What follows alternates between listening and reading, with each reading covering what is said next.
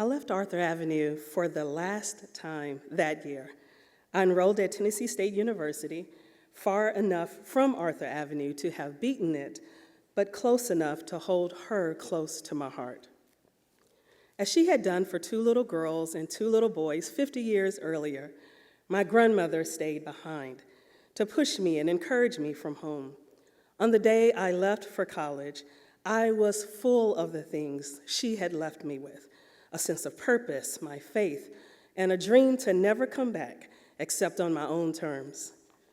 18 years earlier, I had been brought to this dilapidated house in the purse of a woman who had decided to devote her last 20 years on earth to providing 2 little babies a shot. I was leaving it now as a woman who knew what love and sacrifice and poverty looked like, who knew what heartbreak looked like, because she saw it in the eyes of her grandmother when she told her she had broken the reed of her clarinet, and a 75-cent replacement just wasn't possible.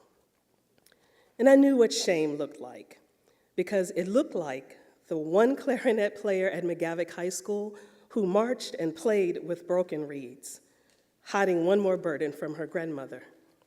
And I knew what courage looked like. It looked like sticking your finger in the chest of a violent drunk and telling him to sober up his mouth if he wanted anything to eat from her.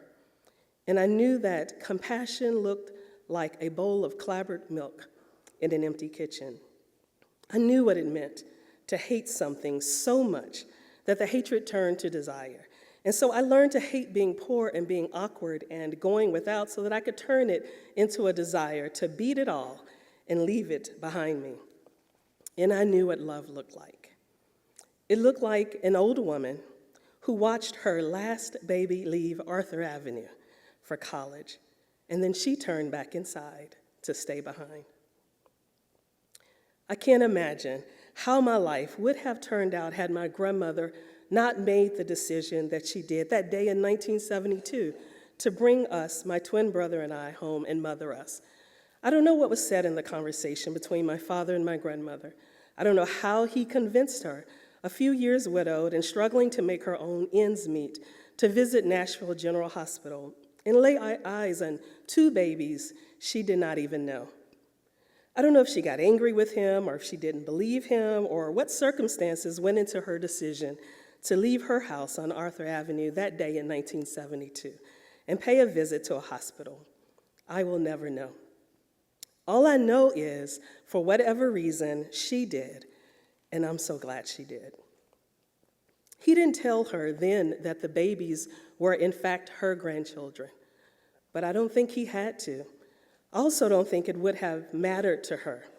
I saw over the next 20 years a sense of mercy and responsibility in my grandmother that enables me to picture what happened next so vividly, even though I was only days old. I see Olivia Witherspoon walk in the hospital and look through the glass at the 2 little babies unclaimed and alone. Maybe she sees her eyes. Maybe she sees her son's nose. Maybe she hears us cry and is taken back to the day in 1927 when Aunt Lula first pierced her world and her heart. Whatever it was, she sees enough. And then I see her do the unthinkable. She puts us in her purse and walks us home.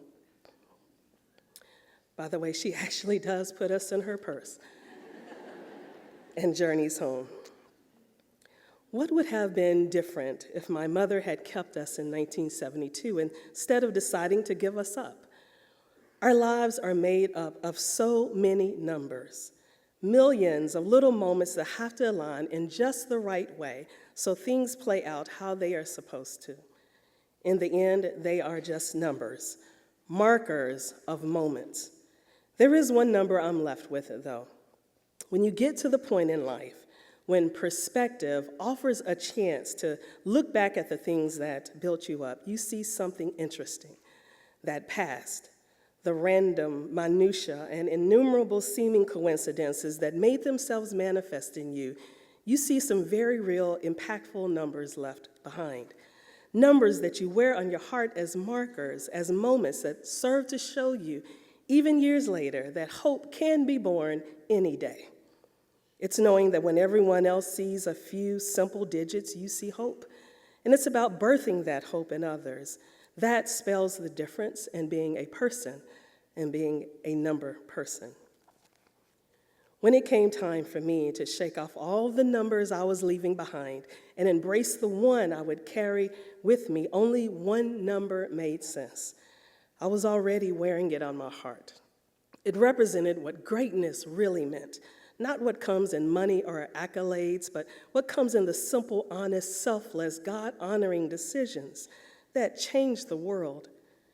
And one day, I will stand in the dirt of a sprawling plantation in South Alabama and tell my children what 1907 means.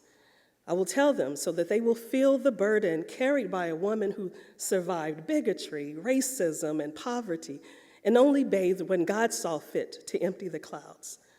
I will tell them of a woman born in 1907 who survived droughts, world wars, and depressions, and the death of a husband, who survived all of it and still knew that she was too good to die, not knowing how to read. I will tell them of Olivia Witherspoon, the richest woman I ever knew.